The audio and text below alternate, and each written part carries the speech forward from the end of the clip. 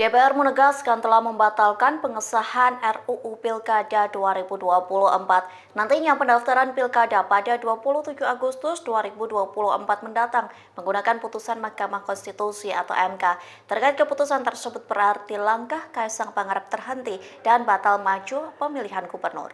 Dikutip dari Kompas.com, Wakil Ketua DPR Sufmi Dasko Ahmad mengumumkan pengesahan revisi Undang-Undang Pilkada dibatalkan. Hal ini berimplikasi ke langkah putra bungsu Presiden Joko Widodo, yakni Kaisang Pangarep. Pasalnya, aturan pendaftaran calon kepala daerah di Pilkada tahun 2024 merujuk pada hasil putusan MK nomor 60 dan 70. Sementara putusan 70 menyebut seseorang bisa maju Pilkada bila berusia 30 tahun saat penetapan calon kepala daerah. Artinya langkah Kaisang terhenti yang gencar diisukan melenggang ke Pilgub Jawa Tengah.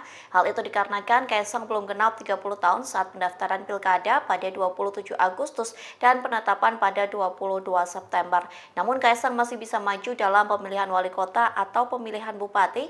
Pasalnya syarat usia untuk maju wali kota atau bupati adalah 25 tahun. Download Tribun X sekarang. Menghadirkan lokal menjadi Indonesia.